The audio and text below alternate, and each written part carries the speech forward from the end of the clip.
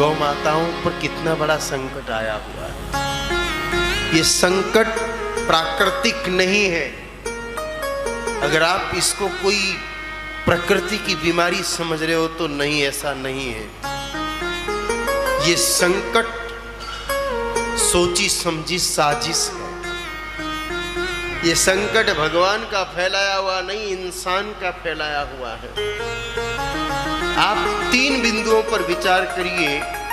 ये बीमारी जहां से शुरू हुई है वो 3 जगह है, सौराष्ट्र, कच्छ और जैसलमेर। हिंदुस्तान में 3 जगह से ये बीमारी घुसी है, कच्छ, सौराष्ट्र और जैसलमेर। तीनों पाकिस्तान बॉर्डर पर है। थोड़ा गहराई से विचार करना चंद्र प्रकाश जी, और मेरी ये बात हो सके तो सेंटर तक पहुंचाने की कोशिश करना। आवश्यकता इन्वेस्टिगेशन की है। कोरोना के समय जहां जहां गो चिकित्सालय थे और गो चिकित्सा से लोगों का उपचार हुआ, वहां लोग मरे नहीं। गुजरात में टेटोड़ा में गौशाला में एक हॉस्पिटल खोला गया 350 बेड का। आप सबको पता है कि हॉस्पिटल में जो गए उनमें से आधे नहीं आए, ये जानते हैं ना आप। लेकिन टेटोड़ा गौशाला में जो टेम्परेरी हॉस्पिटल बनाया, वहां इलाज में कुछ नहीं, गोमूत्र, गाय माता के गोबर के कंडे की भस्म और गाय माता के गोबर के छाने पर घी और गूगल का धूप दिया जाता था पेशेंट के पास। इतना ही किया। 350 बेड हमेशा भरे रहे। सब पेशेंट ठीक होके गए, एक भी नहीं मरा। ये सूचनाएं उन लोगों तक भी पहुंची जिन्होंने कोरोना फैलाया था। उनको लगा कि गाय ऐसी शक्ति है जो जैविक हथियार को रोकती है, और आने वाले समय में जैविक हथियारों से हमले होंगे और होंगे। कोरोना एक सैंपल था, तैयारियां और भी चल रही है।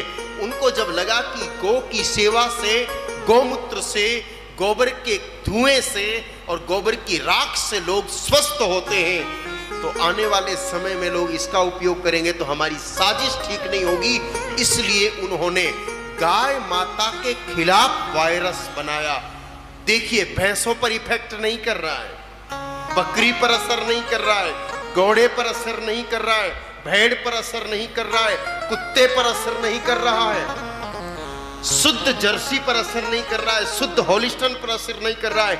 या तो देसी गाय माता पर असर कर रहा है या मिक्स जर्सी होलिस्टन पर ही ये असर कर रहा है। यानी कि बिल्कुल देसी गाय माता को खत्म करने के लिए ये वायरस कहीं तैयार हुआ है। मैं ये नहीं कहता कि पाकिस्तान में ही तैयार हुआ, तैयार कहीं और हुआ होगा, लेकिन पाकिस्तान के रास्ते से ये तीनों जगह बॉर्डर पर है पाकिस्तान की।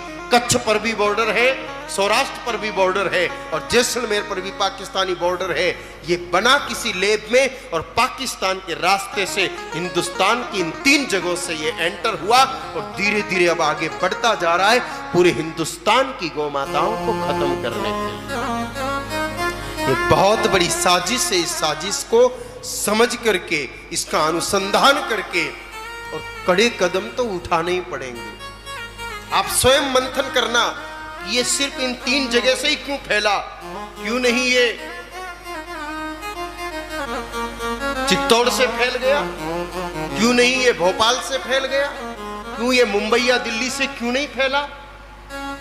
बॉर्डर से ही क्यों, और वो भी पाकिस्तान की बॉर्डर से ही क्यों, और तीनों क्षेत्र वही क्यों?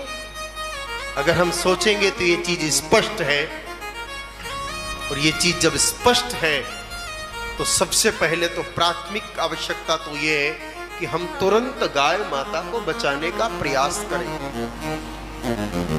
जो गाय माता अभी तक स्वस्थ है उनको वैक्सीन लगवाएं। जो गाय माता बीमार है, लंपी नाम से ही एक होम्योपैथिक मेडिसिन आ रही है जो रोटी पर लगा करके 3 तरह की दवाई आती है, तीनों को मिक्स करो और जैसे रोटी पर घी चुपड़ते हो वैसे उस दवाई को लगा के गौ माता को खिलाना शुरू करो। ज्यादा महंगा नहीं है, सबको अपने अपने घरों में वो रखनी चाहिए। रोटियां तो आप सड़क पर घूमती हुई गाय माताओं को देते हो, थोड़े दिन घी नहीं, वो दवाई लगा के दो। बहुत ज्यादा महंगा नहीं, 100-150 रुपए का डिब्बा आता है। अपने अपने घर में इस समय सब वो डिब्बे रखिए। और तीनों दवाइयों को मिला करके एक डिब्बे में 3 शीशी आती है, तीनों को मिक्स करो और मिक्स करके रोटी पर चुपड़ करके जितनी गाय माताओं को खिला सको खिलाओ। ये इस समय की सबसे बड़ी सेवा है।